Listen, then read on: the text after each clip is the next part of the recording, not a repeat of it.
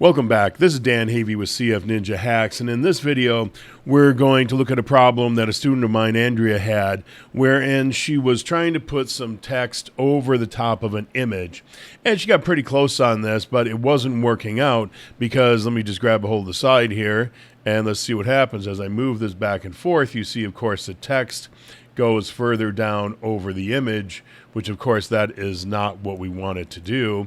And I need to get there we go, get that out of there.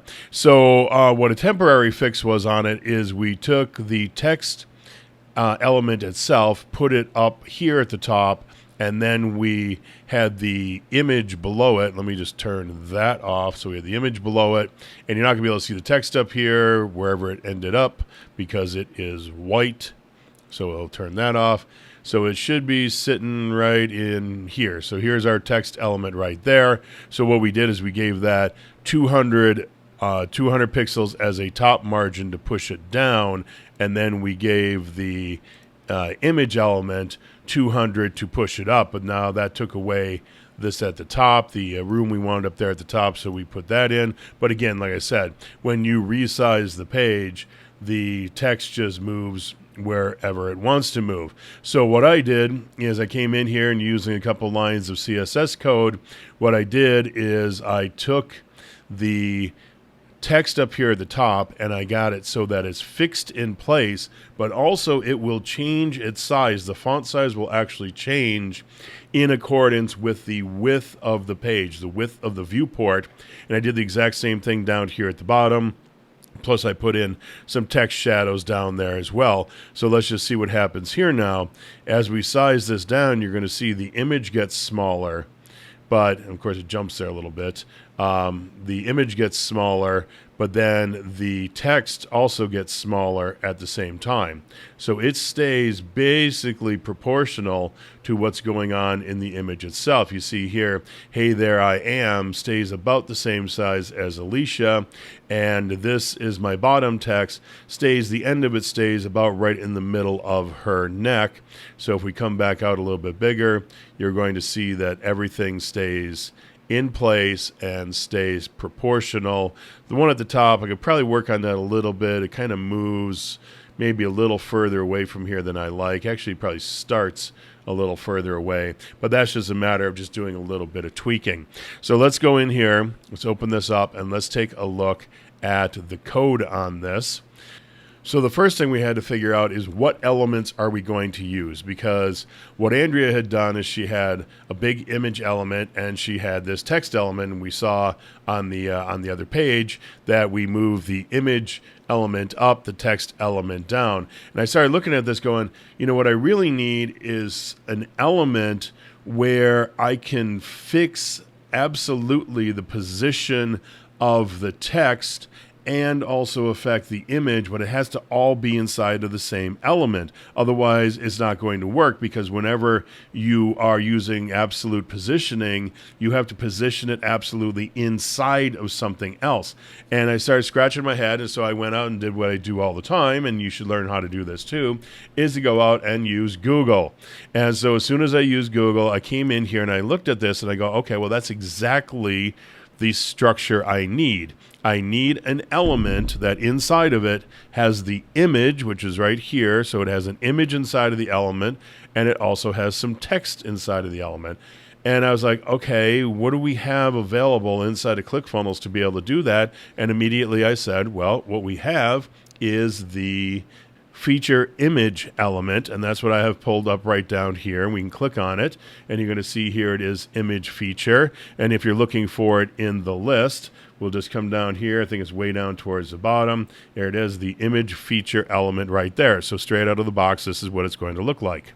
So with this element, we'll just click on it, and we'll go in and we say, okay, well, we want to put an image in here. So let's go in there. We'll grab this image again, and it should pop it in. There's our image. And then it's simple here. You just type in whatever text you want on the first line, and then the same thing on the bottom line. This is the bottom text, and then of course we can style this the same way we would style anything else. So I highlight it and I'm going to make it bold, and then let me move this out of the way a little bit, And we'll come back in here. So we're going to go into the element. And then let's say we want both of these headlines to be exactly the same size, which is what I want. And then we are also going to make them both white. Now, for sake of being able to see what we're doing on the screen, I'm going to leave them black for now and then actually turn them white with the CSS code. So I will turn this back to black, and that black is close enough. So now let's go into the code itself and see what that looks like. So let's go to our CSS, and let me push this back out of the way a little bit. And so what we have here, let's just go down here to this line. Now at the very top, we do have this container inner of 100%. And of course, that makes the container, this section, 100% of the width of the page. But now down here at the bottom is where we got our important stuff. And we'll just be working on this upper element. In fact, let me delete out this lower one so we don't have it there distracting us. Okay, let me also narrow this up a little bit. There we go. Okay. So now we're ready to work. All right, so what we have here is, first off, let's go back over here to the code because we need to kind of look at what's going on here. So first off, we got our CSS ID selector, and as you know, we can come in to our settings, come down to the bottom here and grab our CSS ID selector. But then there's a bunch of different components inside of here because we got our image component and we have our text component. So let's take a look at what that looks like. So right here is the ID for that element that we just looked at. And then inside of there, we have a class of L feature image. And then we have a class of L screenshot image. So this, of course, will be the image itself. So we can use that to move the image around or resize it or whatever we want to do. But then we got down here the class of L screenshot text. And inside of here, we have our two elements, the one that we have at the top and the one at the bottom. The first one at the top starts with the tag of H3, so we can use the H3 tag to then, and also the B tag in combination, to be able to target that element. And on the second one, we will use the class of L screenshot text body. Actually, is that what I use? Let me see here. Let's go take a look. L screenshot text body right down here. That's exactly what I used. And we will use that. And again, we will use the B tag because we have to get to the actual text itself. And now that I say that, actually, we probably don't need to get to the actual text itself. We could probably just do this at the level above it and move the entirety of this element instead of just moving the text inside of it. So as we get to that point, we'll take out the B and see what exactly we come up with. So let's go back into the code. And so let's pull this up to the top a little bit. The first thing we need to do is to set the entirety of the element. As you see right here, the entirety of the element that we had right up here at this level, we need to set that as a position of relative because we want to absolutely position some items inside of it. So you always have to have an outer element set as relative so that the inner elements can be positioned where we want them with the position of absolute. So then the next thing we're going to do is L screenshot image. So that was the image itself. We're going to make that 100% of the width of this column. And you're going to see here, because it's not a square element and it is centered in here, it's got this padding on the outside of it. So this part of it is going to come right up to the middle. Now, fortunately, this is exactly what we wanted it to look like, but we could come in here and we could say if we wanted it over to the right further, let's see here, can I position that right and left? Maybe not. Text image, round corner, none, no. So in this case here, you don't have any choice. It is going to be stuck in the middle unless you want to use some CSS to move it over. But like I said, in this case here, we wanted it off to the left-hand side with this gutter here basically in the middle with the white space. Well, then what we're going to do is L screenshot text H1. So again, that is this element right here. So this is the upper text element. We're going to say we want that positioned absolutely. and we'll turn that on. And what I will also do is turn on this color of white so that as it moves, we can see it. But at this point here, where'd it go? Well, it disappeared at this point, or more accurately, it's probably right up in here somewhere is probably where that is. So now let's say, though, we want it to come down from the top 6 VW, and 6 VW says 6% of the viewport width. So as the viewport gets smaller, the distance the text element is down from the top of this overall element. The further down, the skinnier it gets, it will get less from the top, because as the image shrinks down, it also moves up on the page, and so we want to reduce that amount of basically margin before we get down to that top element. And then here I'm just saying arbitrarily, I said let's start at about 50 pixels from the left edge, and so that's where it's going to look out pretty good. So now our next thing here is we still have our L screenshot H3 with the B tag afterwards, and so that's going to target this item right here. So let's see what happens. Well, first off, let's just turn this on. So we turn that on, and now the font size is going to be 2.5% of the viewport width. Now, are these some sort of magic numbers that I knew because I'm such a genius? The answer is obviously not. What I did is I went in there and I just I picked a number, like, top VW here of 6. I was like, all right, probably started with 10.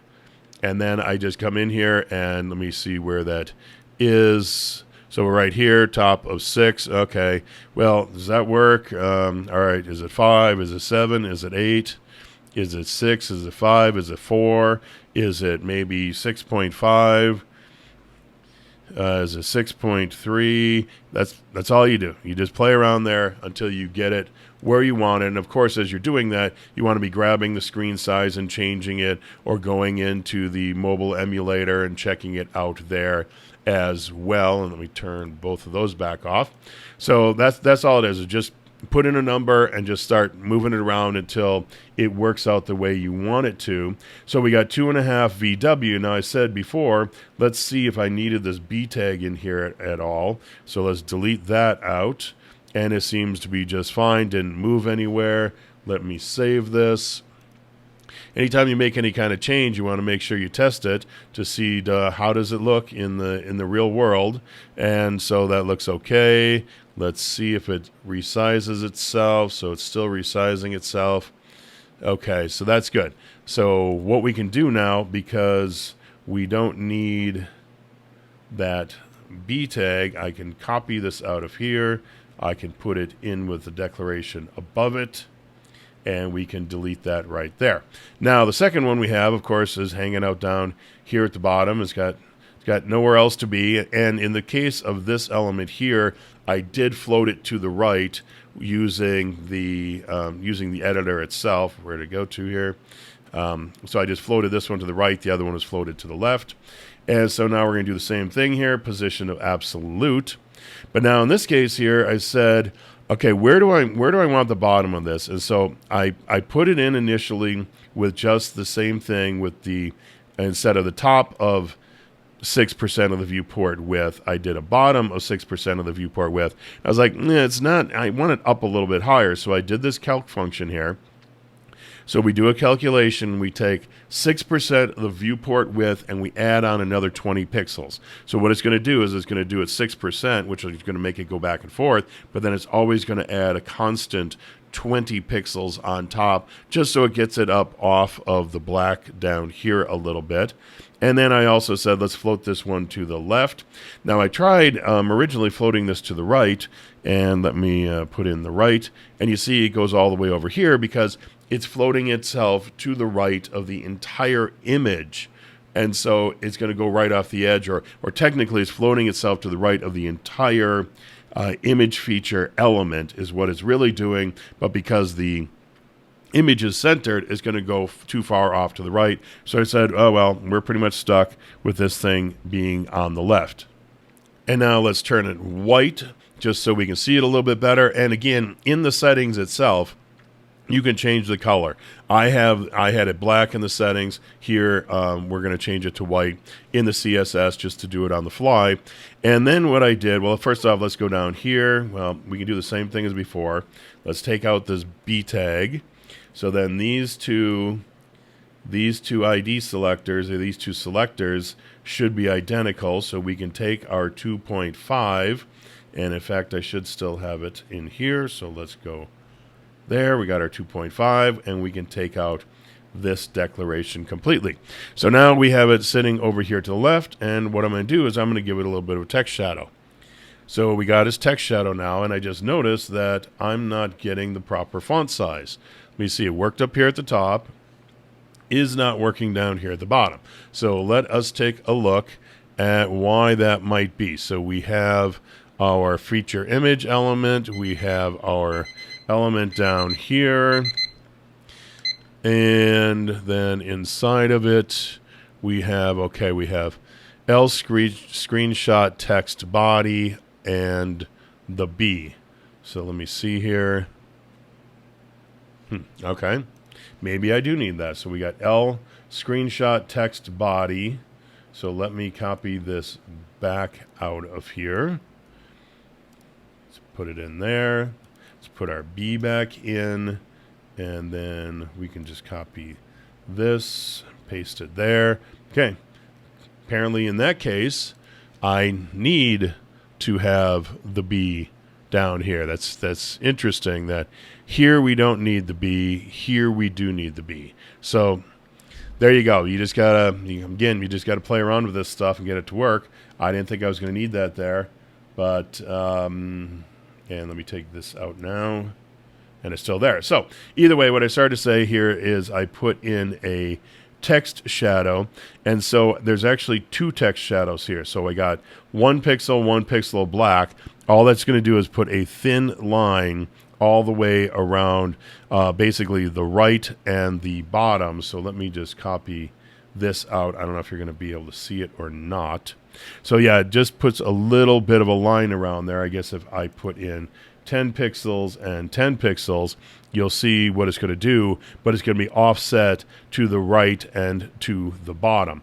So all it does is just put that little bit of line around there, and then what I added in on top of that is I said, okay, I don't want it offset right, left, top, bottom, anything like that. I just want it perfectly in the center, but I want to create a spread on it of 5 pixels. So in that case there, it just kind of puts black around the entirety of the thing. Did I need both? I don't know. I was just kind of playing around. Put them both in. I think it looks just fine.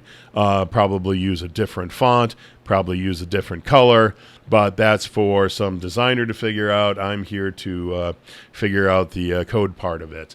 So that's all I have. So let's just save this, and let's just take one more look at it after we reload our page, make sure everything is still working just fine. And here we go. Let's make it a little skinnier.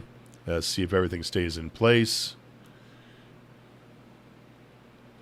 And it sure looked like it's working to me. So let's just take this out completely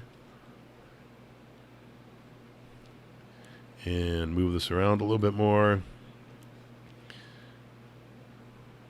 So it seems to be working great to me. So everything's staying perfectly in place. Everything is sizing right along with the image. And it's a great look, and it's a great way to design a page. So if you got any questions, just let me know.